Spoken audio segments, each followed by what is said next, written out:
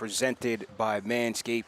CP the franchise here, my man Jake Brown Radio on the other side. We are live from the Quaker Ridge Golf Club, celebrating the Dr. Dick Barnett Foundation and their celebrity golf event. Jake, how you feeling, man? I'm feeling good, man. It is a beautiful day, at the course. Yeah. Fall weather's here. It's like, what is it, a balmy 58, a little windy. Yeah. Clear skies, man. And we got a cavalcade of stars coming by, CP. Yeah. We got Jeff Nelson, four-time World Series champion with the Yankees this year. John Jastrzemski's coming by.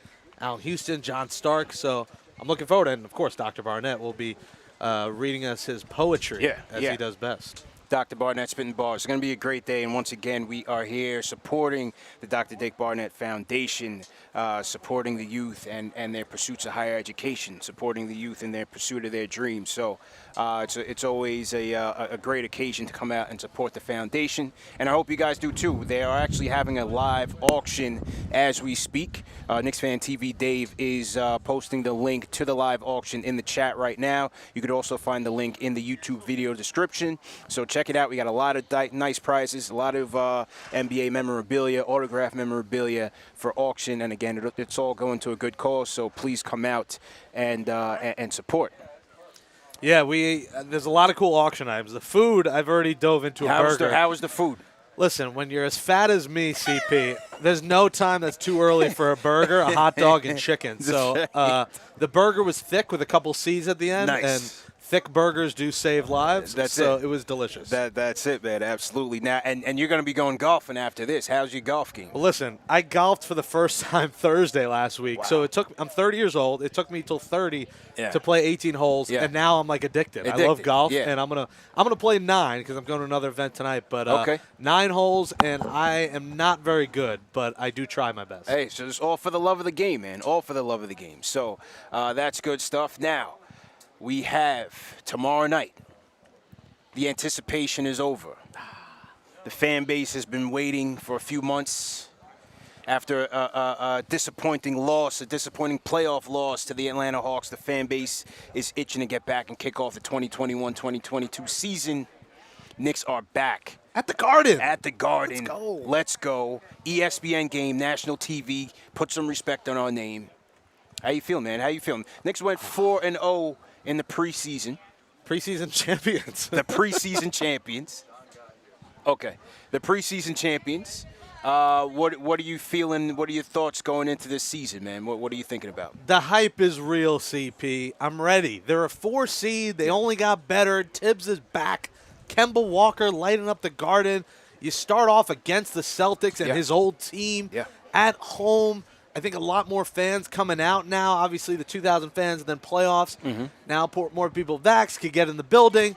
I am excited. It's going to be – I mean, the fact that the preseason game felt like a playoff game last week kind of was the appetizer, the mozzarella stick to the filet mignon that's coming Wednesday night. I'm telling you. I'm hyped, bro. No other fan base gets into basketball like that. After that win against the Wizards where Randall had the buzzer beater, you had former NBA players on Twitter say that the MSG is rocking. Isaiah Thomas jumped on Twitter saying, I can't believe what's going on. Jamal Crawford threw a tweet out there, friend of the program, shout out JC.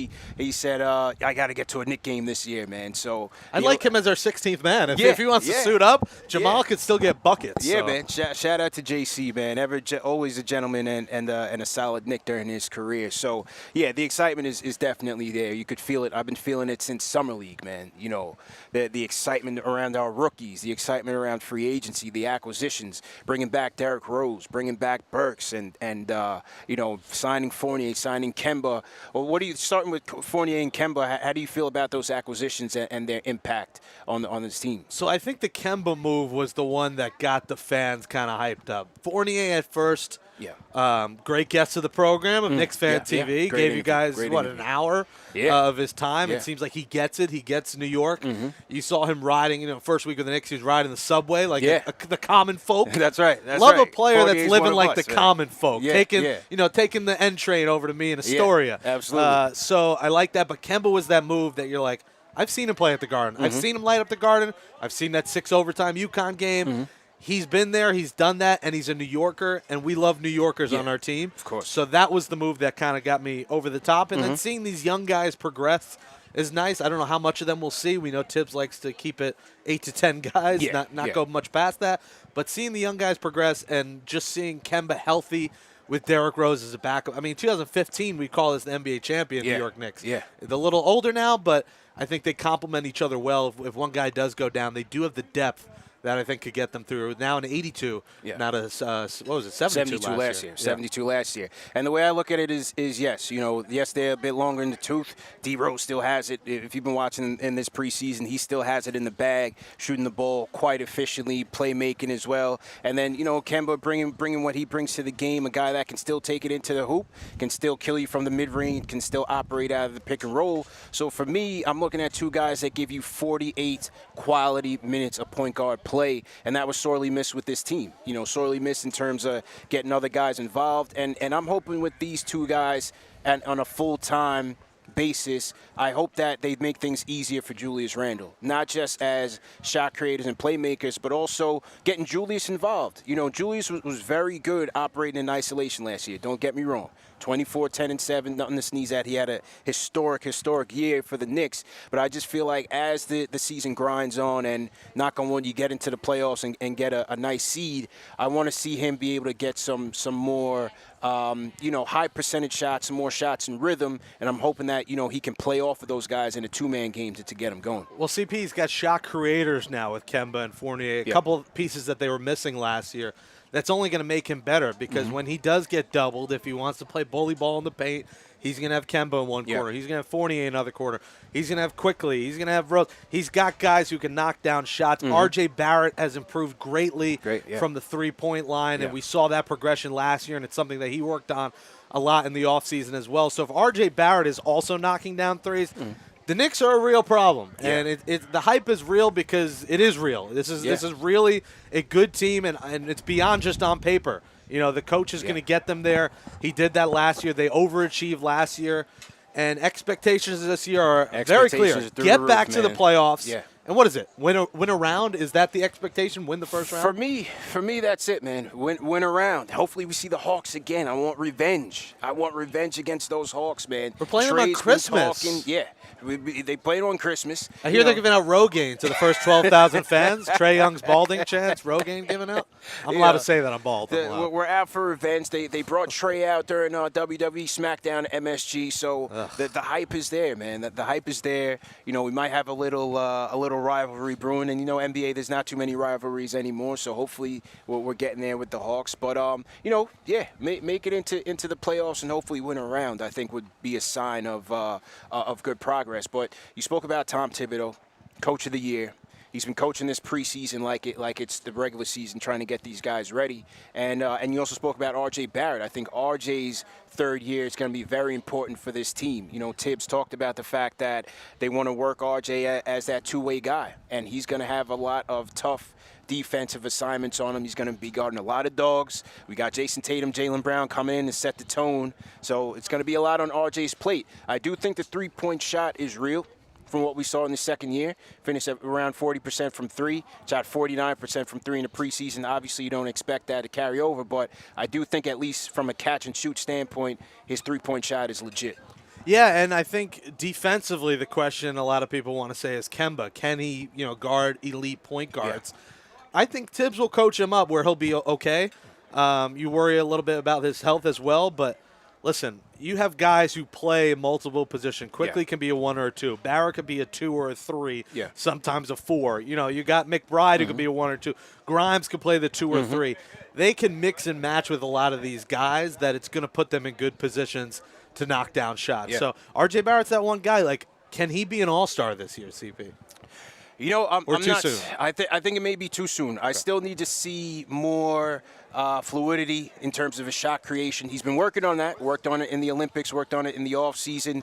Shooting more off the bounce. Shooting more off the dribble is what he and his shooting coach Drew Hanlon worked on this offseason. I'm not so sure if he's going to be able to put that all together in just one season. They say development is not linear. But I do think at the very least his floor will be as a solid 3-and-D rotational player. I still think he'll maintain his averages around 16 to 18 points, 40% from three, shoot about 75, 76% from the free throw line, and I think that's what he'll give us there. Plus, with the additions of Kemba, and Fournier, I think those guys are going to have the ball in their hands as well to be able to shot create and play make as well. So I'm not sure how much they're really going to rely on RJ to, put the offense on his shoulders. But at the very least, I like what he's going to bring to this team. And I think Alec Burks being back off the bench is key. We Burks, saw him. People in the chat know my thoughts on Burks, man. I'm Burks Hive all day. I called him Jekyll and Hyde a little bit last year. Yeah. He had his moments where for me, pull my non-existent hair out. But exactly. It made you pull your hair out. But, man, when he knocks down shots and gets in a rhythm, he lights up the Garden. We know, if you were at the playoff games, every time they made a three, it was the Garden lit up. Yeah. And Burks, we're going to see a lot of that. So I'm very excited that they brought him back because he's a good depth piece that they needed. Depth. And like you said, he is a Jekyll and Hyde player, which is kind of typical for the Knicks. You know what I mean? We've had a lot of those guys. But last year he brought it on in the fourth quarter, man. Solid three-point shooter. Can get you to the free throw line. Can give you some playmaking as well in a pinch. So, behind Rose, behind Kemba, you still have Burks that you can use in an emergency situation. Then you have Quickly off the bench. That three-headed guard rotation off the bench was solid. I think that's the best bench in the NBA, honestly, when you factor in Rose, Quickly, Burks, and then you add Obi. Obi coming into his second season, man. A confident Obi Toppin. He is key. I think Obi is a big factor on this team. We saw the confidence that he developed in the playoffs. We saw him make a couple, big threes. He made a couple dunks that lit up the Garden. I think what we saw in the playoffs was important as a stepping stool to get into this year, CP, because I think during the year we questioned, is he ready? Did the Knicks, take a risk drafting him? Yeah. I think the playoffs and those moments in big spots was important for a young player like that. And you got to remember, what is he, 20 years old? Obi's about 24. Is he 24? Yeah, Obi's 24. I think he was younger. I don't know. Yeah, he's 24. But he's an electrifying player. The Knicks have a couple electrifying players on this team, and that's why people are excited. Whether it's the cardiac Kemba, whether it's D. Rose, who – by the way, congrats to him getting engaged on the Garden floor. Courtside. I mean, they biggest need to retire flex. His jersey just off of that alone. His girl retired. Is retired in the bedroom. I mean, for sure. But I mean, what a move. I mean, I know I saw a lot of girls put their Instagram stories goals. I'm like, that's not happening. I'm sorry. You're not getting engaged on the Garden floor. We don't. Me and CP don't know anyone that can make that happen for you. That is tough to pull off. He paid a pretty penny to make that happen. So shout out to D Rose. But they have exciting guys, and he's one of those guys. So and then you mix in the veterans. You got Nerlens. You got Taj Gibson, and you want to talk about development. This is big for Mitchell Robinson. He's going to be a free agent next summer. He's making, a little under $2 million this year. He's coming off injuries. There's a lot of question marks. He had the eye emojis during the playoffs. We thought we were going to see him. Never did. Never saw So with Nerlens, especially Nerlens out here the first game at least, maybe more, Mitch Robinson's got a big role in this team. It's going to be a huge year for Mitch. I liked his energy that he brought. Tip said he was only going to get his feet wet in that preseason finale. Ended up playing 27 minutes. But, listen, it was a mixed bag. He started off with a solid putback dunk. And I think that's where his impact is going to be on offensively for this team, is cleaning up the missed shots, getting those offensive rebounds, putting it back up. He's bulked up a little bit, so hopefully he can bang, down in the paint. He brought out the gun show. The numbers are insane from when he got to the league to now. Yeah. I forget the exact weight numbers, but he's grown a lot. And I said that in the beginning. He was, you use him to take the SATs, number 2 pencil, super skinny, and now he's jacked. So shout out to him for putting the work in, because a lot of guys don't do that, and he did. Yeah. And that's important if you want to be a starting NBA center. He bulked up like he needs to be. Yeah. And listen, guys around his caliber have been getting paid. We just saw that Daniel Gafford of the Washington Wizards just got a 3-year, $40 million bag. You saw Jared Allen of Cleveland got a 5-year, $100 million bag. So, Robert Williams of the Celtics just got paid. So, Mitch under new management, he's going to be looking to, increase his market value around the league, and hopefully the Knicks take care of him, because I like to see him in an orange and blue uniform for some time to come. And as I was saying in that preseason game, again, you saw his impact on this team in getting those offensive rebounds, cleaning up the offensive glass. He had a steal. He had a couple of blocked shots, intimidated shots. So those things don't come out on the stat sheet, but that's what Mitch can bring to the game. There's a lot of perimeter versatility, and so he's a big factor for us on the defensive end as well. Listen, they got 2 good shot blockers in Nerlens Noel and Mitch Robinson.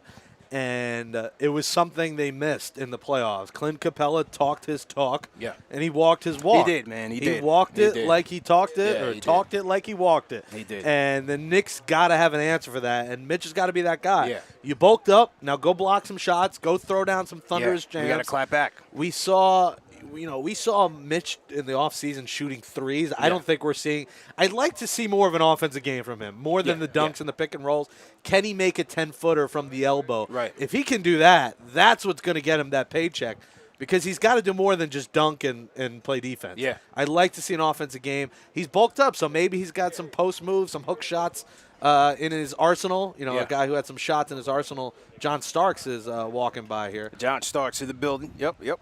So, Mitch, I'd like to see him develop his game. Before I'm like, all right, let's give him a contract extension right now. Mm-hmm. I'd like to see how he's developed since he's been hurt and see him healthy, because that's been, availability is important. Availability is your best ability, man. Availability is your best ability. So to everybody in the chat, once again, hit that thumbs up button for you boys. CP the Franchise, Jake Brown Radio. We are live from the Quaker Ridge Golf Club supporting the Dr. Dick Barnett Foundation. We have a lot of attendees coming in now. A lot of the golfers are now eating lunch and getting ready for 12:45 tee time. So, we're here previewing the Knicks, season preview of Knicks versus Celtics, man. Who we got in the chat? We got JJ in the chat, always in here, never misses a show. Mel, how you feeling, Mel? Junior Karoma never misses a show. Junior was in here last night. We had Keith Smith from Celtics Blog coming in and previewing the Wednesday night matchup. So, great show. We got an action-packed week ahead on KnicksFanTV. The phones are down for a minute, but you guys can call us up via the KnicksFanTV Discord. So, Dave, if you can drop the KnicksFanTV Discord link and make sure everybody knows how to check in with us on the Discord, because the phones are down temporarily. So, while we try to get that back up, you guys can give us a call on the Discord. An improved Eastern Conference, too, this year, CP, is going to make it interesting, because I think there is a chance that the Knicks finish lower, a good chance they finish lower than 4, yet improve on last season, which sounds weird, but because of the improved East, I guess we'll give win predictions a little bit later, but I think they could have more wins than last year. Well, there's 10 more games, too. I think they could have more wins, but finish closer to a 6 or 7 seed. So the goal really is to avoid the play-in. The play-in scares me completely. Yeah. So at the worst, I'd like to see them be 6, but I could see them, winning 47, 48 and being a 7 seed just because of the improved East. I'm going 46. Now, my guy JD, shout out my guy JD in the chat, and shout out my guy Icewater from Brooklyn. He's set the tone early. He set the tone from like Summer League and said, we're winning 50 games. We're going to Eastern Conference Finals. Okay. He jumped out the window, all the way out the window. I respect it. I wasn't ready to go that far. I still have PTSD as a Knicks fan. I still feel like, we gotta crawl before we run. You know what I mean? We only won one game against the Hawks, and now everybody's taking us to the Eastern Conference Finals. We got to keep building and see where we end up as the season finishes, because I just feel like, our health is going to be a key, especially with our 2 guards. Obviously, Julius is shown to be durable outside of his rookie year. He broke his leg, but he's been an overall durable player. RJ's been an overall durable player. But the health of our team is very important. We have to come together. Chemistry. You have Kemba, you have Fournier. These are not just, role players, but guys that can play, make, and create for themselves. So how did they fit? How did they find their way in this offense that was primarily relying on Julius Randle out of isolation last year? Mitchell Robinson health. How do we keep him healthy? You're already starting the season off with no Nerlens Noel. He's doubtful for the season opener. So the health is certainly going to be a factor. Chemistry is definitely going to be a factor. And then, as you said, it's a lot of parity in the East this year. I'll put the Bucks and the Nets in the top 2 tier. Put some respect on their name. But after that, it's a crapshoot.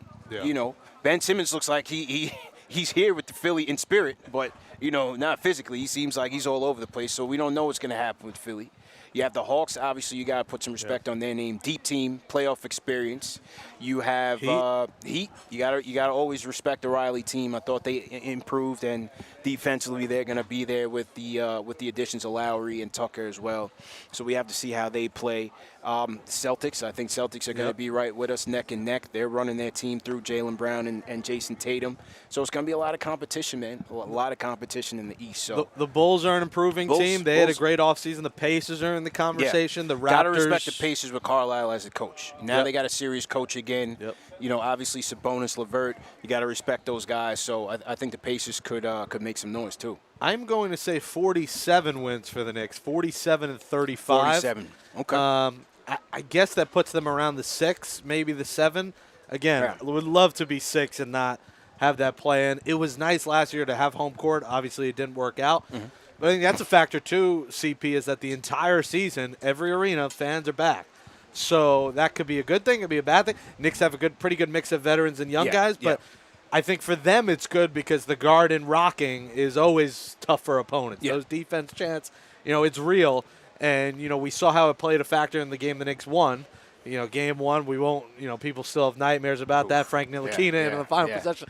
We won't talk about that, but they were in that game. They won another game at home. So, 2 of the 3 home games, they really won. Let's just say they won that first game. Yeah. So that plays a factor. And having 41 of those this year is going to be monumental, seeing Kemba light up the Garden. So, the Knicks did pretty well without fans, but I think having fans, at least at home, is going to help them even more. You got to hope so, because when we first came back to the Garden and you went from having 2,000 people to now 15,000, I thought they were shell-shocked, man. I had a pretty up-close view of their expressions and their body language in Game 1, and I got to tell you that I thought the crowd's energy kind of shocked them a little bit. Yep. They were all over the place. They were missing their shots. Julius was looking bright-eyed and bushy-tailed. So hopefully, as the preseason, we've gone through the preseason, had a couple home games already. They start to get used to that energy again and used to the fans to kind of, galvanize themselves. And listen, they got hot when fans were in the building. I was at the start of that win streak. I think it was versus Memphis, that overtime or double overtime game.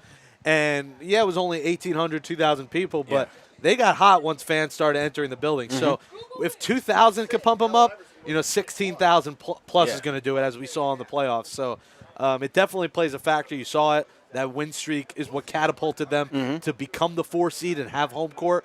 So, pack the building, pack the Garden. Tickets already going for a little over 100 to get in tomorrow night. So it's going to be a hot ticket, I'm going to be paying a pretty penny. People always ask, you must go to all the games free. I'm like, no, I'm a fan. Most of the games, I pay for. I don't know about you, but I pay for a good portion here and there. Yeah. You'll be given tickets, but mostly the KnicksFanTV, we're fans paying for our tickets, and it is a pretty penny to get in the Garden. It's going to be a hot ticket all year long. It's going to be a hot ticket. Hey, listen, there's a reason why they're the number 1 most valuable team in the NBA and top 5 in sports. Forbes just released their most valuable NBA franchises. Knicks at the top as well. I think around $7 billion. So if you think Dolan is selling anytime soon, guess again, because it's an absolute cash cow. And we all know, win, lose, or draw, Knicks fans are going to be in the building. So tomorrow night's going to be electric for you guys that are at home. Just remember that we will be live tomorrow from Mustang Harry's, 5 o'clock start time, pregame show. Then we'll be doing a couple Knicks Fan TV live streams from MSG, from the Knicks versus Celtics home opener. And then, of course, wrapping up the night with Knicks postgame live, taking your phone calls and your takes on the game. Speaking of phone calls, Jake, we got to call in from the Discord. Aaron is not cool is on the Discord. I went to a game and Aaron was at the game, man. Aaron, what's going on? I hope he's actually cool, though. Yeah, he's a cool guy. He's a cool guy. Hey, CB, man. how's it going? What's good, man? How you feeling, man? Are you in the building tomorrow? Are you coming? Yeah, I'm coming. I'm coming with Anthony MSG. Okay, no doubt. Yeah. Anthony Donahue, he had a little crew, so I had to join up, and because I couldn't get tickets to y'all sold out too quick. Man, we sold out quickly, man. But shout out Anthony MSG for sure. All right, first things first, hit that like button, hit that follow button on Twitter. You know what it is. So I want to talk about, like, one of the things last year I was kind of worried about was Tibbs's rigidity. We didn't have a lot of options on the bench, and we had to rely on a lot of, like, gems to come through. Obviously, Rose did a great job picking up a lot of options for us, and I think that that's starting to come through, especially in the preseason. We have Obi just, like, comes off the bench, he runs. Quick has a lot of, energy. We saw him develop more as a point guard over the summer. And then we have the IQ of Rose and Nerlens coming off the bench. So we have a lot of youth, and we have a lot of, like, strength of mind. So that's one of the things I feel like is going to be really underrated within the season is how strong our bench is going to be. And I Yeah. think we're going to see it like right out of the first gate. Like I think that the Celtics bench versus our bench is going to be where we really separate ourselves tomorrow night. Um, so I just want to hear what your thoughts are about that. Yeah, and great call. Thanks for the call, Aaron. See you at MSG hopefully tomorrow. And Yeah, I'll try to yeah, find you guys. yeah, man, absolutely. And I think you're right. You know, Tibbs is going to be tested. You know how he handles that depth is also going to be questioned. You know your guy Mark Berman from the Post. As soon as Tibbs closes with Rose over Kemba, he's going to ask, why was Kemba not in? Why was Rose in that? You know, the depth is going to come into question at times, especially when Tibbs has to deal with closing lineups because you have guys that can get hot. D Rose can get hot. Kemba can get hot. Quickly, Burks can get hot. You know, where does RJ factor in terms of closing lineups when you need buckets and things of that nature, as Tibbs was questioned last year. So how Tibbs handles the depth is definitely going to be a key question this year. Do you think we'll see some of both Kemba and Rose out in final? Maybe a Kemba, Rose, Fournier, Barrett, Randall lineup to close out games. Do you think we see that at all? In the preseason finale against the Wizards, you did see Kemba and Rose on the court together for a couple of minutes. So I don't think that's out of the question. And if Tibbs is looking for more playmaking and more guys that can put pressure on the rim, again, if the matchup presents itself where defensively they're not hurting you too bad, I think you'll see it a lot this year. I think you'll see it a lot. Now, will he go with Julius exclusively at the 5? I'm not so sure. But you did see Kemba and Rose sharing the backcourt together, and then you also, in that preseason finale, which was key for us, in that run to close the game, you saw Julius and Obi playing together, which people have been questioning from last year whether or not Tibbs would go that way because people are trying to figure out how do we get Obi some more significant minutes and really, utilize his strengths. And so you saw that, and during their time together on the court, Knicks had scored 29 points in that quarter. Outscored the Wizards by 16 points, including the Julius game winner. So it was the closing lineup of Rose, Grimes, Barrett, Obi, and Julius that really took us home. So, the question for Tibbs in terms of how they played together was going to be how do they defend and how do they rim protect. Obi had 3 blocks in that game. And so his rebounding, his defense has been coming up and been catching up.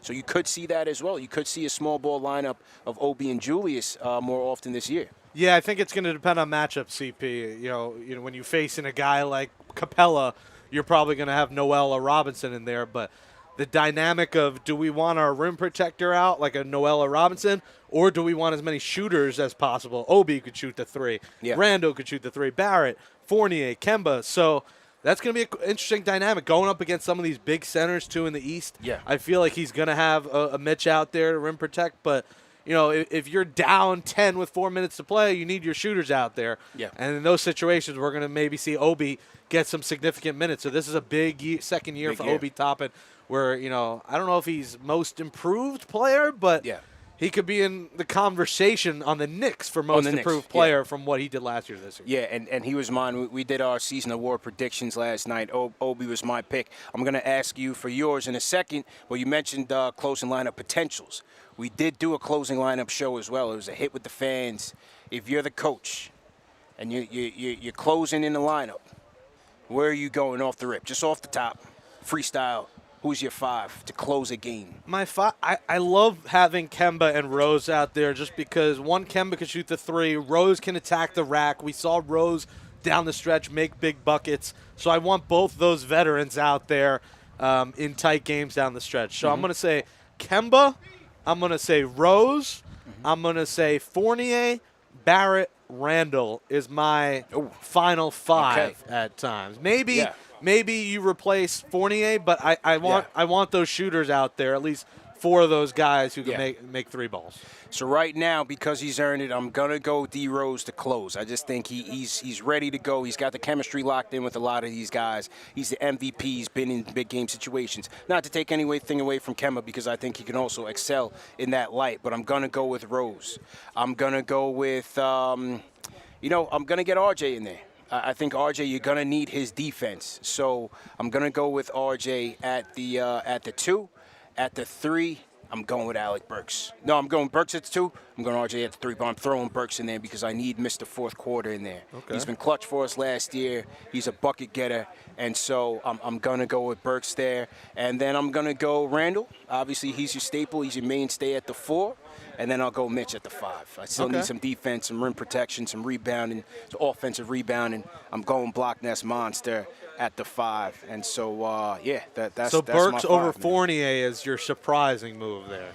Yeah, because I just feel like Burks will give you a little bit more wiggle on the shot creation standpoint, a bit more of a gamer. Nothing against Fournier. I still think his shooting is going to be much needed on this team. But I just like Burks' fourth quarter edge, and so I'm going to give him that. I'm going to give him that. Yeah, well, a guy who can make threes is in front of us right now, John Starks. John Starks in the building, ladies and gentlemen. So we are going to welcome number 3. Okay. All right. Maybe I'll rent. Okay. You want to come through here? Yeah, maybe this side's easier. What's up, John? Welcome aboard. All right, John, welcome to the show. Thank you. CP from KnicksFanTV. How you doing, Jake man? Brown, New York Sports. Good to see you, bro. Ladies and gentlemen, at home, a man who needs no introduction. Our number 3. There's been many a Knick that wore number 3, but there's only one number 3 that counts in my book. John Starks is here with us. John, how you doing today? I'm doing good. Thanks for joining us. Thanks for joining us today. So we're here kicking off and previewing the next season, 2021-22 season. What's been your thoughts on this team? You know, they surprised the league, making the 4th seed last year and making it to the playoffs, and there's a lot of expectations for this team this year. What's your thoughts on the roster composition and your outlook for the team? Well, the roster is, I think, is perfect. You know, you got a mixture of young players along with veteran players. You know, the likes of Derrick Rose, Taj Gibson, all these guys stepped up big time last year, especially Derrick. You know, seemed like he turned back the clock during the playoffs, and this was very special throughout that whole playoff run. And Randall, you know, coming back the way he came back and having the year that he had, you know, and having Mitchell Robinson back in the fold now. I got a chance to check him out during preseason this last game. He didn't bulked up. Mitch got bigger. So he looks good, and you know we got some young players, McBride and Grimes, and a lot of these young guys, Sims, which I think could be very good in this league. So I'm excited. I'm really excited, like I am every year at the start of the season, and those guys, and obviously with Tibbs, they're gonna go out and they're gonna play hard, night in and night out, and that's what makes this team special. I think last year they had a great identity, defense first, offense second, and I think if anybody know Tibbs, that's what they're gonna be, a hard-nosed, defensive-minded team. It's not a celebrity golf event if John Starks doesn't have the cigar in the hand. Cigar aficionado, you know, Stanford Cigar Lounge, your place. What, by the way, what makes a good cigar? Like, what's a pristine cigar? What is it? What makes Mine's. it? No, you have to have obviously good tobacco, and that's the main thing. And the wrap and the binder is very important. And so, and plus it have to have a smooth draw to it. You hate cigars that when you start pulling on it, you can't smoke them. You know what I mean? They go out all the time, but ours don't. So I'm excited about the cigar that we created. It's called Legends Cigar. So well, we have a legend here, CP, and you know, a guy who makes a good coach is Tom Thibodeau, and he's a guy that was an assistant when you were with the Knicks. What's been the progression of Tibbs, the assistant on the late '90s Knicks, to who he is now? Well, I think with any coach, you have to perfect your trade and your art, and I think he has done that. Obviously, it's a learning curve for any coach who's coming from assistant to head coach, because now you're in charge of the show, and so Tibbs had to learn a lot of things, which he has done that over the course of his career, and it's great to see, because I was there when he first started out with the Knicks, and it's good to see the progression that he has made as a coach, and the respect that he has in this league. How do you draw the similarities between Tibbs and Pat Riley? Just they're consummate work ethic. Tibbs is a worker, as you all know. Jeff was the same way, and they all learned that. Especially Jeff, he learned it under Coach Riley, and Tibbs learned it under Jeff. So I think having that background and having that knowledge is helping him at this point in time because that's what the way we play. Hard-nosed defense, get after you and pound the ball inside when we had Patrick. But the game has changed now, and so but Randall, he's special. It's great to see that he has taken control. I think last year, especially during the playoffs, was a learning experience for him, and I think he's going to come back with something new, which you have to do every single year. Yeah, and it seems like Randall, from his first year with the Knicks to now, it just seems like he's starting to handle the pressure and understand what it takes to play in New York. Well, how do you think you were able to handle that during your playing days? Well, I think the most important thing is that you have to not worry about outside influence. I think Coach Riley really taught us that. Just focus on the 12 guys at the time. Now it's 15 guys, but focus on the 12 guys in this locker room as well as the coaches, and not really let the distraction get the best of you. Because we're in the biggest city and the greatest city in the world, in New York, and there's a lot of distraction, as you know. And if you start listening to, all the noise, talk shows, radio, TV, and all of Twitter that. now. Twitter now, Twitter's social big. media Yeah. is like huge right now. And you start listening to and buying into what people are saying, the negativity and stuff like that, and it enters your thoughts when you step on the court. And so when I played here, I got the best what's the name from Trent Tucker. He told me, don't listen to talk radio, don't read the newspaper, don't listen to TV, sports talk radio, none of that.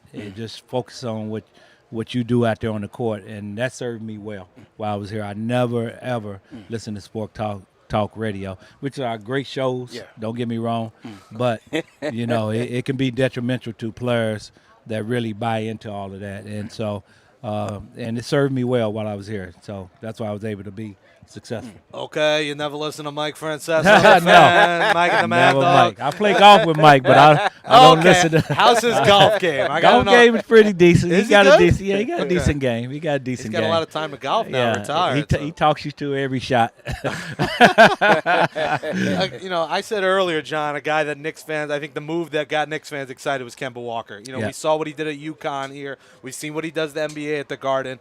Something about the Garden. What are you looking forward to in seeing Kemba at the Garden? And what is it about the Garden that brings out guys' electric performance? It's just different than going to play in Indiana or Miami. There's something about the Garden that says, I'm going to drop 50 tonight. Well, when you step inside the city, you know as players when you come here that this is the mecca of basketball, and the city game has been played throughout in history, and all the great players that have came out of New York City, and to talk about the legends and the street game and what have you, born out of here. And so when players come here, they know that they have to bring their game. They know the fans are passionate about the game of basketball. They know they're very knowledgeable. And so you just have to bring your game when you come here.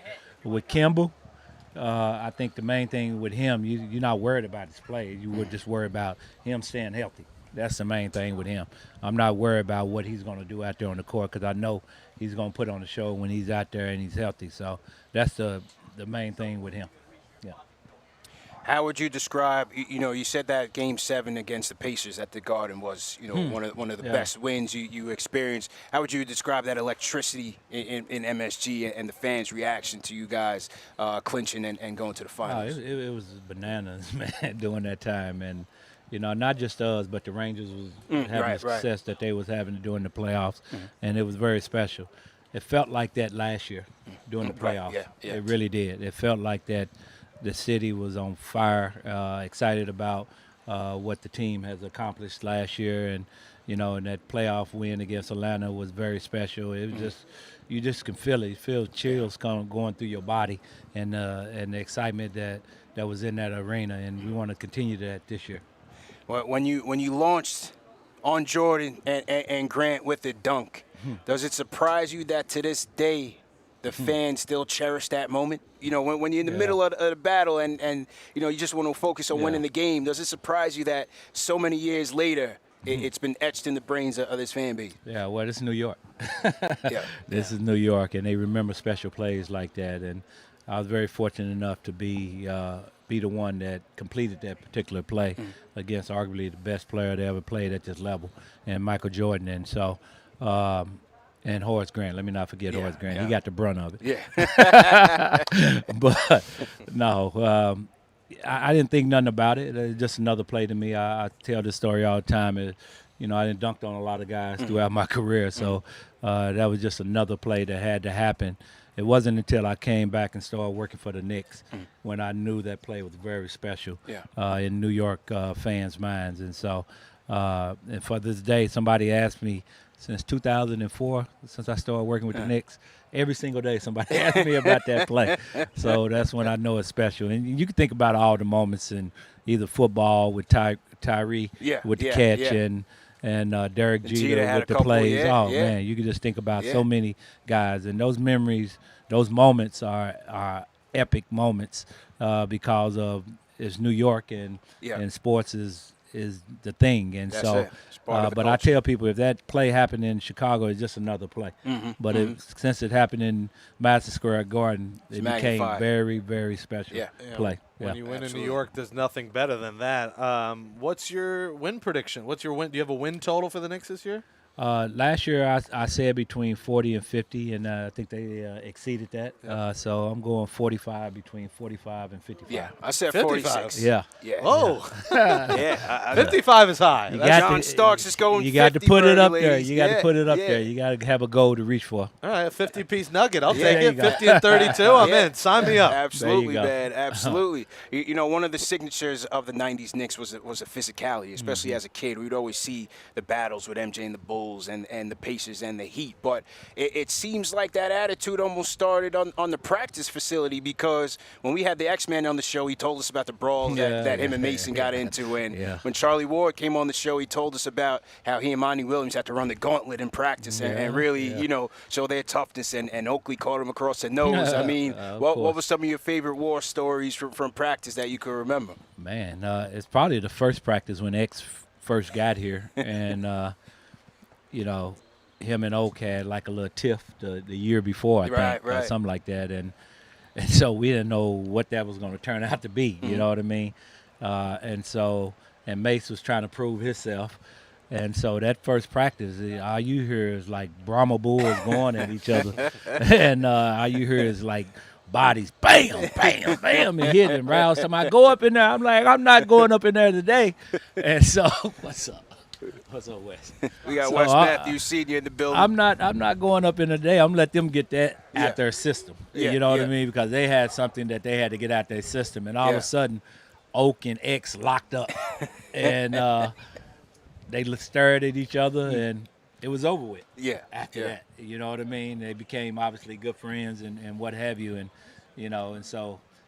It was wars down there low. So I can remember one time Jeff Van Gundy stepped into one of our drills, and Oak planted him in the wall. and Jeff like, Oak, you know what? Oh man, that was the most funny. He never stepped in any of our drills again. He stepped under Alonzo Mourning, and that was the next step. That's where he got his experience. Yeah, exactly. We're talking to John Stark, CP the Franchise, Jake Brown Radio here at the Quaker Ridge Golf Club. Just a couple more questions for you before you go, John. You know, June 22nd, 1994. Game 7 against the Rockets is scheduled to tip off. You're in the locker room with a 28-year-old John Starks coming off that Game 6 disappointment. What do you say to him? What I say in that game right there just changed the way you was thinking going into that game. I put a lot pressure on myself to go out there and repeat what I did in Game 6, and I didn't go in there with a relaxed attitude. And so if I had to do it all over again, I would have definitely changed the way I was thinking going into that game. Because, you know, basketball is about your mentality. And if you go into a game and with putting added pressure on yourself, which I didn't need to do. Yeah. And then you can't go out there and play a relaxed game. And I didn't play a relaxed game. Everything was just kind of like sped up for me. And even like the night before, I didn't get no sleep at all. So I was working on no sleep at all, and my mind was racing. And so I would have changed the whole way I would have approached that game, just from a mental standpoint. You ever wish you were able to finish your career with the Knicks and No question. No question. You know, I felt like when I got traded in '99 for Spree that obviously Michael was retiring that year, and obviously it was a lockout year. I just felt like we was going to go back to the championship, and I was going to get a chance to redeem myself. My prediction was right. right. But I wasn't on that team, so yeah.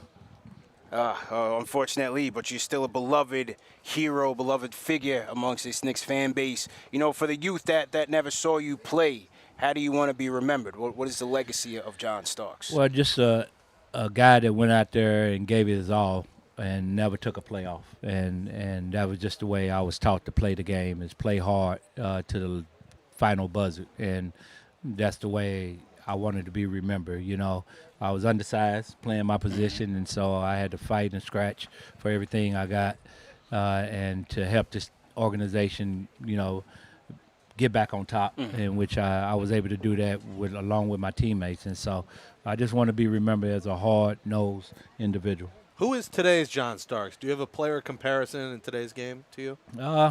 I think from a mentality standpoint, probably be Russell Westbrook. Okay. The way he play, you know, he just goes hard, and no matter what the outcome is, he's going to give 110%. And I respect players like that. And so probably him from a mentality standpoint. Fashion standpoint. No relation he there. can have that. He can have that. That's Russ. That's Russ. He's unique. Oh, man. Well, John, we definitely appreciate you for your time. How's your golf game? You getting ready to get out there for tee time? Golf game has been good. It's been a little raggedy coming down the stretch at the end of golf season. I think I'm all golfed out, but I'm going to do my best out here today. All right. Well, good luck to you, and enjoy it. And thanks again for the time. Really appreciate it. Thank you, guys. 45 to 55 wins. You heard it here first. John Starks. Let's go. I'll take Number 50 3, all day. John Starks. I will too. John, thanks again, bro. man. Thank you. Always a pleasure. Thank you. Number 3, John Starks. Throw a hashtag number 3 in the chat for John Starks, man. One of my favorite Knicks of all time. He's got me in the mood for a cigar right now. Yo, yeah, I'm absolutely. Ready if you got some extra cigars, we'll smoke them. He's got them. All right, cigars all day. John Starks, ladies and gentlemen. Hit that thumbs up button for you boys. Throw a number 3 in the chat for John Starks. That was a moment right there, man. That was Starks. I got the dunk poster. You see in the show, the dunk poster is right behind me, man. That is signature for the studio. There was no other thing that was going to go up. That was the first thing to go up. Bro, he's a lot of people's favorite player. You know, we had him on the podcast earlier this year, and Sal Licata, he was his favorite player. He wore the jersey while we had him on the phone, and he was a hero to a lot of guys. It's very interesting. If the Knicks don't trade John Starks, do they still get to the finals? You know, because Spree was a big part of getting them to the finals. Spree was big. If Starks is there and not Spree, do they get to the finals? Do they win the finals with Starks? Are they worse? Are they the same? I still think Spree brought a different. He just brought a more vibrant energy. He was a different energy. You waited for him to walk away to say that, didn't you? All right, we just keep it in a buck. We just keep it in a buck. This is New York. I mean, look, you know, they brought in Houston to kind of take over for Starks, to be that shooter, right? So Houston came in. And the ironic thing is that Starks was asked by Dave Checkitts in 95-96 offseason whether he would endorse a Houston or Spreewell acquisition. Not at the expense of him, but just to bring them as additions to the team. And he advocated for both of them. They end up signing Houston. A couple years later, they end up trading Starks for Spreewell. That's the irony of the whole thing. You always got to think, what if? Yeah. And, you know, he said it. He would have loved to finish his career with the Knicks. I mean, who wants to – I'm sorry, but who wants to play in Utah? I mean, everything closed at 9 o'clock. You know, Forget alcohol that, closed at 6. Yeah. You know, he's not going to have a cigar lounge. It shows you, though, winning in New York, like we said, how much bigger it is that he won here. He wins anywhere else. He's not the hero he is in New York if he wins in Indiana versus here. So not at all. We got Wes Matthews Sr. in the building. We got right here. Wes Matthews Sr. coming up Step in the onto the building. Hit that stage. thumbs up button for you boys. I know that the video. I know the video's a little bit choppy, ladies and gentlemen. Just bear with us. We'll get that sorted out. Mr. Matthews, CP the Franchise, Jake Brown Radio. Jake Brown, good to see you, bro. Well, welcome to KnicksFanTV live from doubt. Quaker Ridge Golf Course. The ultimate Quaker Ridge. That's it. That is it, man. Where we only get to come for tournaments only. That's it. That's But it's a right. great day, though. Yeah. Great cause. Beautiful day in the neighborhood. Beautiful question, day no in the question. neighborhood, man. So you were a part of the world champion Lakers, 87, 88, Pat Riley, Magic. I mean, just describe the aura around that team, the Showtime Lakers, from your perspective. What was that whole championship run and experience like for you? For me, it was the ultimate to be a part of a organization like the Lakers, to be coached by Pat Riley, who was one of the greatest coaches of all times, an innovator. Definitely knows how to put championships together, championship teams together, that is. Yeah. And then to have a leader like Magic Johnson and Kareem Abdul-Jabbar, James Worthy, Byron Scott, who should be in the Hall of Fame, Michael Cooper, who should be in the Hall of Fame, Michael Thompson. In fact, that whole team should be. But it was the ultimate of basketball. Best time of my life, best time for basketball.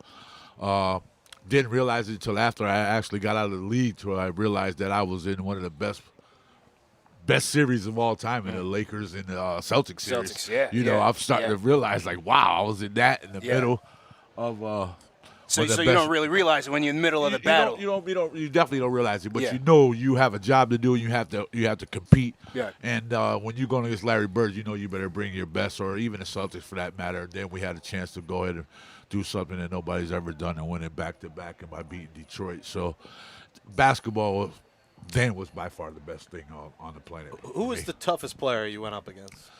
My toughest player I ever played against was Gus Williams. Gus Williams was a problem. Shout out to Gus Williams. Yeah, Shout out Gus to was. Williams. Yeah, shout out to Gus. You Yeah. know, I love him like a big brother. He was probably by far the toughest guy. Of course, you know, Isaiah Thomas was tough.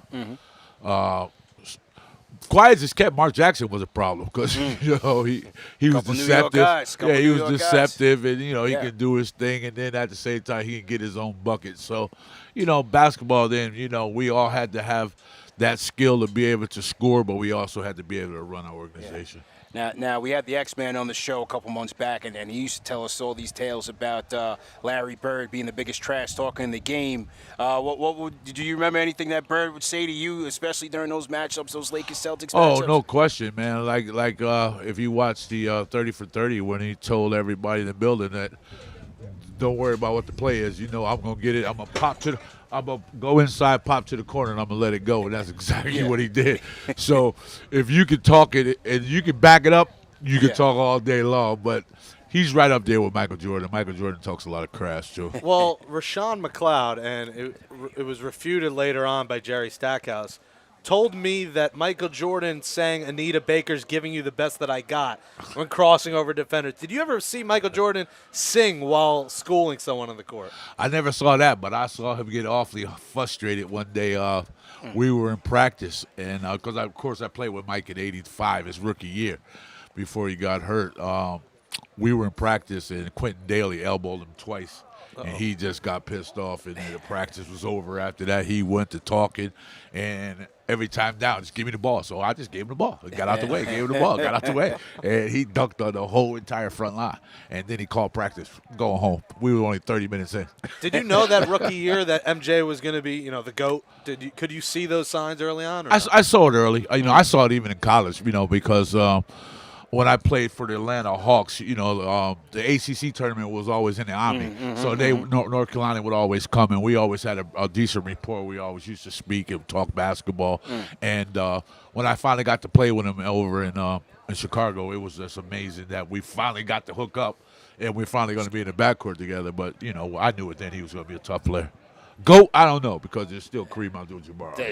That's your GOAT. You played with him, right? Oh, no question. Kareem's That's a Sky great. Hook, baby. There's The no Sky question. Hook. Kareem Abdul-Jabbar is the, and you got to put Wilton and a whole bunch more. I mean, Will's there, Russell's there. You can go on and on and on. But let's not forget Oscar Robertson and the rest of them. But pay homage. I mean, it's debatable. People like to talk about it. It sells papers and it keeps podcasts working and all that stuff. But I'm taking number 33 with me everywhere I go with the unstoppable skyhook. We're talking to Wes Matthews Sr. So to everybody in the chat, once again, hit that thumbs up button for you boys. We are live from the Quaker Ridge Golf Charity event for the Dr. Dick Barnett Foundation. Remember, we have a silent auction going on right now. KnicksFanTV Dave is going to throw the link in the chat. Make sure you go out and support the Dr. Barnett Foundation, supporting our youth and supporting their dreams, especially in their pursuits of higher education. So please go out there and support. Yes, sir. Wes, what were some of your memories, some of your battles against these New York Knicks? Man, I wish I would have took that trade when they wanted me back, when they took Rory Sparrow. I should have let Rory stay in Atlanta, and I went over to New York. I love New York, man. New York is like the mecca, of course, basketball, the Garden, the fans. Either they love you or they hate you. Yeah. But you got to give them something. You got to be hard. You got to work hard, and at the same time, just enjoy the atmosphere. But I had a lot of battles with the Knicks, of course, with Starks and of course, Mark Jackson and Roy Sparrow, Bernard. So I seen them all. So and I'm a Knicks fan. I was raised in Connecticut, so I'm a Walt Frazier fan. I wore 10 in high school, Nice. so Salute to Clyde, man. He's a GOAT. Yeah, Clyde's no doubt the GOAT, but I'm just a Knick all the way around, man. Yeah. In fact, my son only played for 3 days, but I was a happy Knick. So if the Knicks need a shooting guard, they can go get him. He's waiting for a phone call, but I just love New York. Are you a proud papa? I mean, now he got the time with the Lakers, so he played for the team you won championships with. You got to be a proud pops. No question, man. It's a dream come true to watch your son play basketball, do some of the same things you've done, and to achieve more than I have, because that's all you always wanted. You want your kid to have, you want your kid to have more than you have, and so to watch him, to be able to, mentor him and guide him through some of the times, especially last year when the Lakers was juggling and didn't really want to play him, and they were all over the place. But he's happy now. He's settled. He's looking for that phone call. And like I said, who would have thought an undrafted player would play 12 years in the NBA? So, he's already defied the odds. What's your advice to him now as he's battling the downsides of the business and trying to get back in? Just stay ready. Just stay ready. I mean, he's a specialist. He plays great defense and he can shoot the ball. So, and if you can do those things, somebody's going to call you in the NBA. So, no rush. Like I just left him last week. We just talked about just staying conditioned, staying ready, staying mentally ready. It's not you, it's the business. And then, as the business side comes, just when they call you, when the phone rings, pick up the phone and go to work and just prove everybody wrong. I mean, you already had a chip on your shoulder from day one. But right now, just enjoy the ride. At the same time, while you're not playing, you're getting healthier. So, he dealt with a lot of nagging injuries in his 12 years. So now he's able to rest and get healthy. So, it's a positive. We're on the positive side about this thing, man. Somebody's going to call. Who were some of your mentors in the game coming up during your career?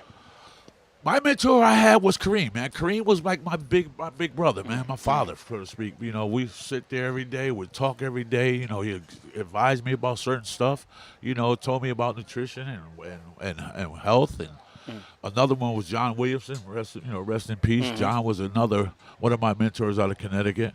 So I had a lot of people to look up to, man. So for the young kids out here today, man, just believe in your dreams and believe in yourself.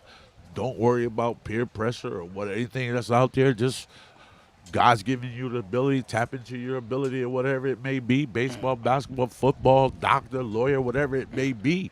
Singing, dancing, whatever it is. Just tap into it and go with it. Run with it. Do you got a win prediction? Starks at 45 to 55, broad range. What do you think the Knicks do this year? 45. I'm gonna go with Starks. 45-55 would be a great year for them.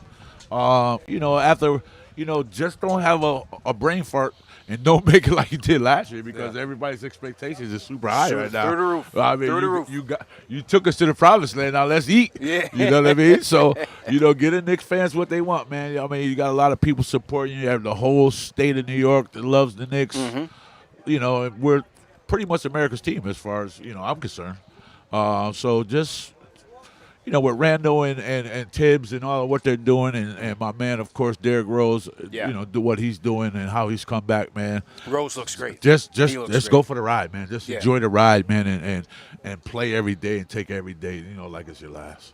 You know what's interesting? I talked to George Gervin, the Iceman, and he was offered to go to the Lakers, and they turned that trade down. Could you have imagined playing with the Iceman and maybe how many more titles the Lakers could have won with the Iceman? Iceman that would on have the been Lakers unbelievable. But would've been a believe it or not, problem. I did play with the Iceman. I played with Iceman in San Antonio. Wow. In fact, the year they cut Iceman, I cried like a baby. I was like, who cuts the Iceman? I mean, I went to him. I said, Ice, you can cut me, man. I'll go home, man. You a swear. There's no way they let you go. And he ended up going to Chicago. And that had a little rift with Jordan because he didn't want another superstar there. right. But, that's George Iceman Gervin. Are you kidding me? Yeah. I played with him, so I love Ice. Ice is a big brother. It's of mine funny as because well. the mentality of the players back then, he said to me, we didn't want to join super teams like today. He wanted to take down the almighty Lakers. Did you feel that way as a player? You wanted to take down the better team and not join forces? No question about it, man. It's only going to make you stronger as a man and as a basketball player to go against the best. You don't want to go join the best. Now you Showtime Lakers, man. Now, You don't get no better than that. happenstance, if you get traded there, then but you don't want to just say, "Oh, I want out of contract, man. I want to get traded." I mean, we had no balls. Excuse my language. We had no gall to even go to an owner We and all say got trade balls us. here. Say it. Yeah. So we're not. out to Hey, owner, Manscaped. trade me. I don't want to be here. Yeah, okay. We Yeah. got somewhere for you to go because the owners didn't play the. We were under different circumstances as they are now. The players run the league now, but knock the big ones off. Like when I was in San Antonio, I had a chance to knock off the Lakers. I was averaging 35 in the playoffs that year. All I wanted to do was knock them off. So what happened was we lost to them in 3, but next year I'm a Laker. Yeah. Magic how said, it "Go works. get that dude. I'm tired of that dude running by me." We're talking to Wes Matthews Sr. Salute to everybody in the chat. Once again, hit that thumbs up button for you boys. Live at the Quaker Ridge Golf Club. Wes, final question for you. For the kids out there. First off, shout out to Quentin P in the chat. He said, "Shout out Wes Matthews, Bridgeport, Connecticut's own." Yes, sir. we I, got Yes, I sir. lived in Trumbull, Connecticut, so Oh, I know there you Bridgeport go. very well. Shout out Yeah. Connecticut, man. Shout out Merrick Shout out Canteen Connecticut. out there. The Let's Trumbull go. Mall down the Bridgeport's street. in the house. There we go. Bridgeport in the The building. Bluefish. Yeah. No longer there. That ran him out of town. Can't believe it. Yeah. You got the Sound Tigers. That's it. The Can't hockey believe team. it. So the Oh legacy. no, we got the Westchester Knicks coming too, though. Oh, that's they right. coming to Yeah, they're Bridgeport? moving. They're coming to moving. They're Bridgeport. moving. Yeah, They're moving down to Wow. Bridgeport. They are so we moving. get to see the Knicks. about The that? farm system. Yeah, they're coming to our arena. They're going to be in our arena for like 35 games this year. Yeah, they So are. that's pretty cool. That is true. So last question for you. I know you want to get out there on the green. What is the legacy of Wes Matthews Sr.? How do you want to be remembered as a player? Hard-nosed, tough, intelligent. Just love the game. Just a student of the game, love the game, and as today, I even give back to the game. So I really enjoyed this game. This game has been very good to me and my family. Yeah. And I just want to continue to grow it worldwide, as it's already super duper big. But just know me for a really cool dude that's personable. Don't mind hanging out with the fans. Don't mind chatting it up, chopping it up. That was just my job. Yeah. But the real Wes Matthews is a cool dude. You can hang out Sounds with me. good. I can tell based on our brief interview, Wes. So Wait, one more. Yeah, Who's go the better ahead. golfer? You or Starks? Who's winning? yeah. Oh, Starks to kill me, man. I'm not messing with John. In fact, does John have a job? Because he's always on the damn golf Always. course. In his cigar in his Yes, mouth. He better get an cigar, extra for cigar, you. Yeah, he is. Here he is, Hey, puffing, Starks, man, you got an extra cigar for me, man. puffing and putting. Puffing and putting. The great John Starks. But I had the pleasure of hanging out with John and playing with John a few times. But I don't think too many people in the league could be John right now, man. John is scratch handicap because he played every day. Professional charity golfer. Doesn't John miss it, Starks. man. Does not miss it. Hey, where's John? Oh, he's on the course. Oh, man. Yeah. Well, Wes, thank you Thanks so for much stopping for the by. time. Thank you for having me, We man. certainly Appreciate you. appreciate Keep up the it. good work. We'll Thank see you you very out there. much. It's a pleasure. Wes Matthews Sr., let's ladies go and Knicks. gentlemen. Let's Let's go go Knicks. Knicks. Hit that thumbs up button for you boys.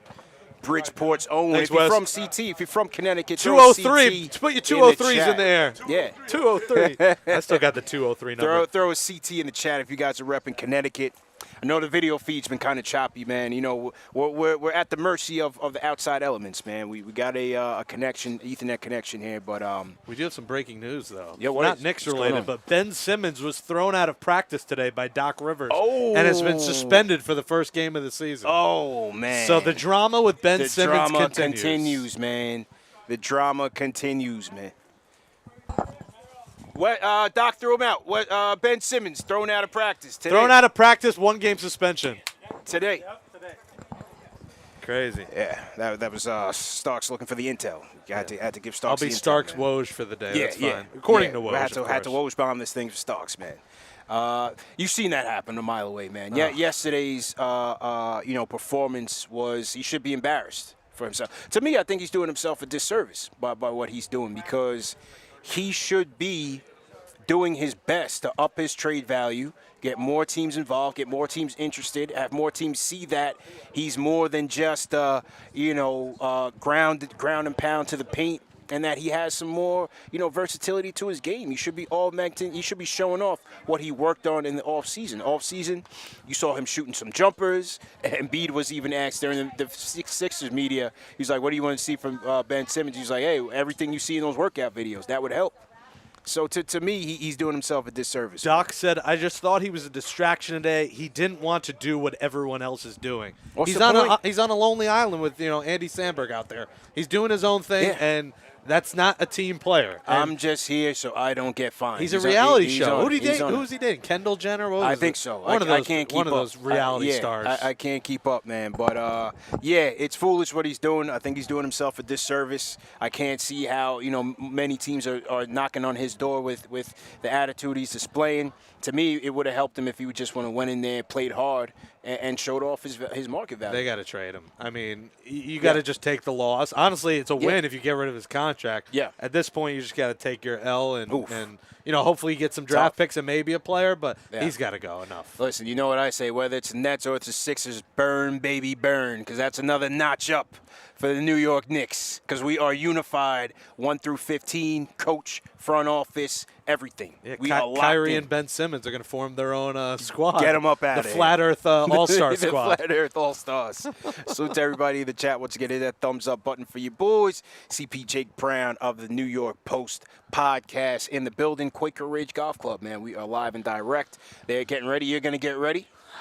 I mean, hit the greens. How you feeling, man? Everybody's I'm getting in going their to be carts. shanking some balls, some slicing and dicing, in the words of Clyde. Will be my golf game. It's a beautiful course, man. So I would definitely get out there. If it was a mini golf greens, I would get out there and show my skills off. But you got it right here, puffing and putting with John Starks. Yeah, that's right. That's right, man. I should jump in there, man. Let's see. We are on a, there's been some video connections, I know, but I think the audio angel went through for the whole thing, right? For Starks and Wes Matthews. The audio was clear. It was clear. I think it was just the video was choppy. I don't know. I think it could be internet connection, but yeah, it has to be. No, because we're on the wired connection. So yeah. So we're all set. I think their internet is just perfectly clear. yeah. So the audio's been good. But the video's just been a little bit choppy. But like I always tell you guys, man, when we're outside, we got to deal with the elements, man. Whatever it is, we just got to deal with it. Hit that thumbs up button for you boys no matter what. And just ride with us either way, man. We do our best. I'll close out with this as I go golf here. Yeah. 47 wins. The Knicks win tomorrow. I'm excited. The Garden's going to be rocking. They start off with the win. Their schedule the first week isn't terrible. They get Orlando twice. They got Toronto in there, Indiana. Teams that I consider at them or below them. Yeah. Orlando definitely below them. Yeah. Toronto below them. Indiana maybe right around where they'll be. Mm-hmm. So I think there's a chance here to get off to a 6-2, 7-3 kind of start. Yeah. And you start hot, get everybody going, have Nerlens Noel out there healthy eventually. Hopefully. And it's going to be a big season. And hopefully I can stop by tomorrow, but excited to see you at the Garden. Yes, sir. And excited to see you throughout the season. CP, let's go, Great Nick. job, man. Thumbs up in the chat. Hit that thumbs up button for CP you does a boys, great man. job. KnicksFanTV, always good on luck top of out the there, Knicks. man. Hit it straight. That's what they say. Just hit it straight, man. If not, I'll be eating and puffing cigars. So. That's it, man. Thanks Great for having show. me. Yeah, man. Great show, Jake. Great show. All right. Jake Brown headed to the greens. I'll hang out for a little bit longer, and then I'll eat some lunch. Got something to do at 2. And then we'll probably be back on around, say, about 4:30 or so. So stay tuned for that. We'll try to get the internet issue solved and make sure we get that sorted out. But great show, Dave, Super Dave in the building. Dave, make sure you drop that link as well to the live auction. We are here at the Quaker Ridge Golf Course. Yeah, just turn it around. Yep, there you go. We are here at the Quaker Ridge Golf Course. CP here checking in. No, I'm not gonna hit the greens. My golf game is not that good right now. You know what I'm saying? I'm a content creator right now. I can't do everything. Can't do everything. J Cal in the building. J Cal, what's going on? J Cal, you should be out here, man. It's a beautiful day in the neighborhood. I don't know how your golf game is, but we're out here in Scarsdale, New York. Nice country club, brand new. Still doing some renovations on the inside. And, for those of you that are joining us late, we just heard from John Starks, man, one of my heroes, one of my idols. John Starks was just here talking Knicks season preview, talking about the glory days of the 90s. We talked about the dunk. We talked about the Rocket series. And it was a great time. We heard from Wes Matthews Sr. We're waiting on H.C. Allen Houston. I'm not sure if he's going to come again. Angel, if you see Steve, just see if Allen's coming. If he's coming, we'll wait. If not, we'll just wrap up and continue later on this evening. And yeah, beautiful day. And so just to run down the schedule again, tomorrow, opening night, big one. We are live and direct. 20, 21, 22 campaign starts for real.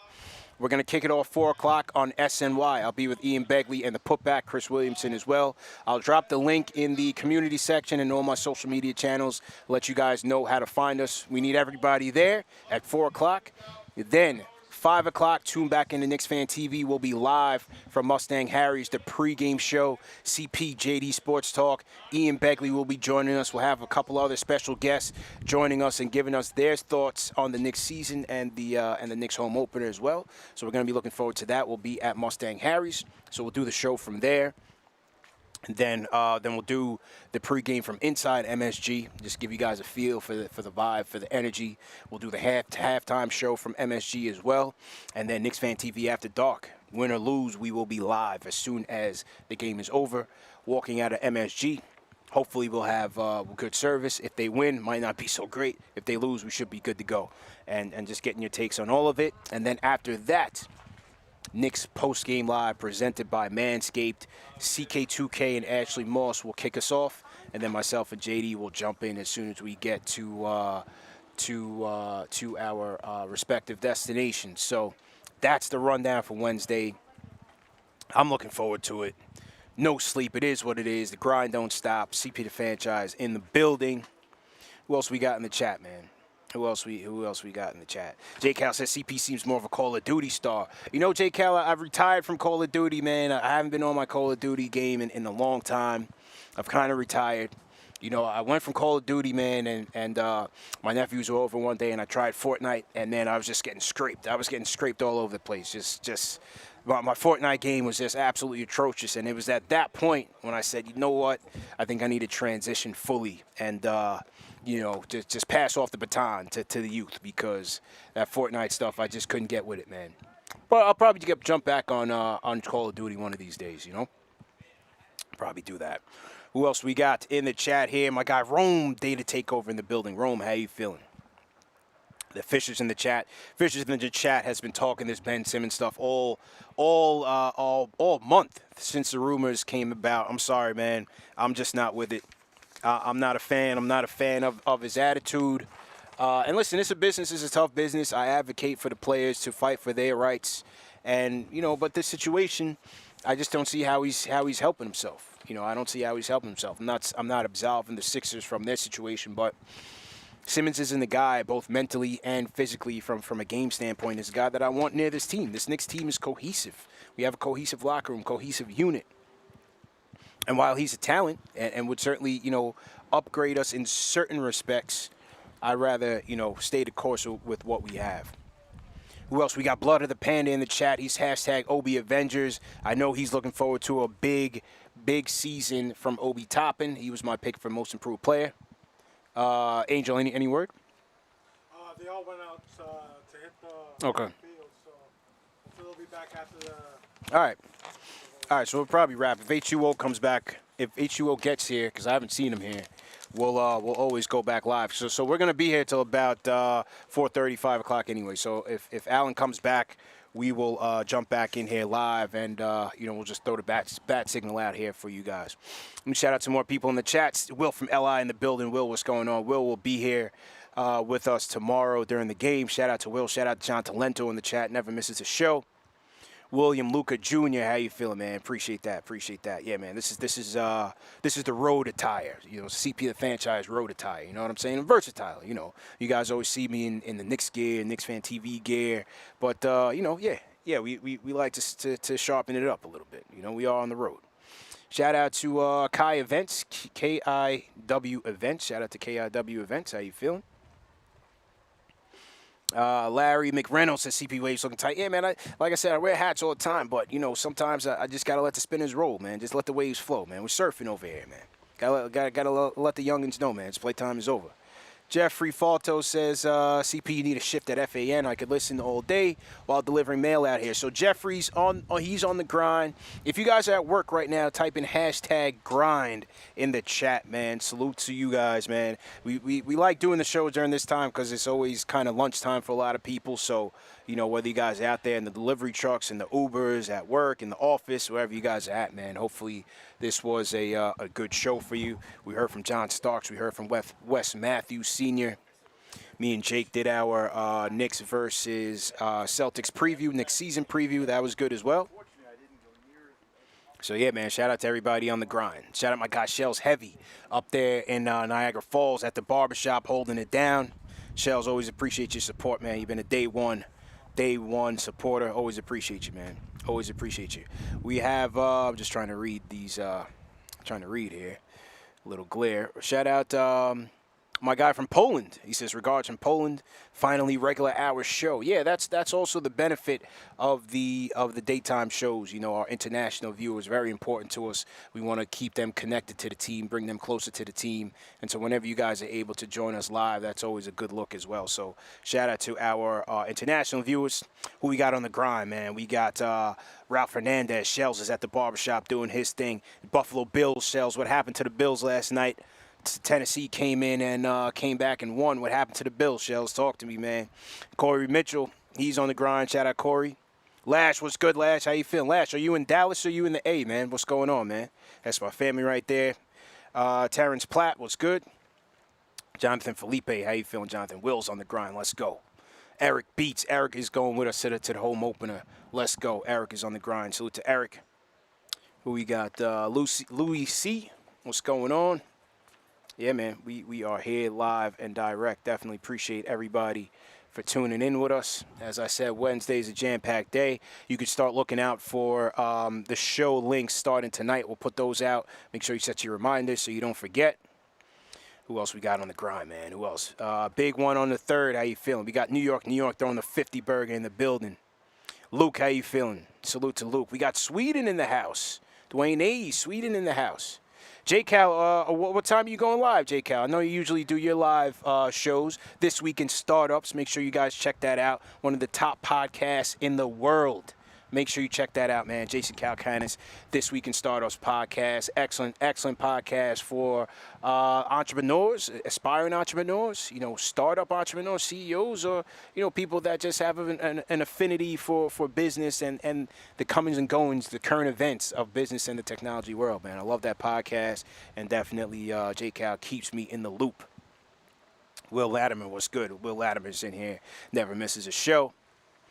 And what else? Tonight, I'll probably rebroadcast Fantastic Voyage. I got to make sure you guys see Fantastic Voyage before the season kicks off. Just hype up the season a little bit. Make sure you guys go out and watch Fantastic Voyage. It was an outstanding documentary produced by Chuck D, produced by myself, produced by Gianna Gurrell, narrated by Chuck D. Make sure you guys go out and check out Fantastic Voyage, man. It was a fantastic documentary. But I'll rebroadcast it tonight just to have a live chat going so we can kind of talk together on some of the highlights of KnicksFanTV, the Knicks team, Knicks content creators as a whole. JJ, appreciate it. Who else we got in here? CT Guns in the building. What's going on? Elu Mafi, great show, CP. Thank you very much. Definitely appreciate it. Definitely appreciate it. Okay, I can see now. I had to zoom in. Elu Mafi, yeah, salute. The Fishers has a 60 burger. Shout out to KnicksFanTV Dave, great show. Shout out KnicksFanTV Angel in the building, great show. Great job by Angel, man. Me and Angel are working on some stuff with the set, so you guys will be seeing a revamped KnicksFanTV post-game live set, man. So me and Angel are putting in work out here. We're doing some things. Definitely appreciate him on that. Angel from Philly. No, not Angel from Philly. Yeah, not Angel from Philly. A different Angel, not Angel from Philly. So just to clarify that, because when we went out the other day, people were like, that's what the goat simp looks like. I'm like, no, man. That's a different Angel, man. That's a different Angel. But shout out, yeah. Shout out to Angel from Philly either way, man. JJ from Brooklyn says he's watched Fantastic Voyage about 30 times already. It's crazy. Yeah, me too, man. Me too. Yeah, I'm gonna eat now. Is H2O coming or? Yeah, I mean I'm live, but it's it's all right. Okay, so let me go get something to eat now, okay. All right, cool. All right, people. So here's what we're gonna do. I'm gonna end the show right now. Go get something to eat. If we have any other guests, if we go back live, I'll let you guys know. Just stay tuned. Maybe around 4 o'clock, 4:45 or so, when the cocktail hour kicks off. I'm good. So I'm gonna go eat. I'll see you guys in a little bit. Hit that thumbs up button for you boys. Rewind. Watch that John Starks interview. Wes Matthews Sr. We had a great show. Thanks again for tuning in, and we out of here.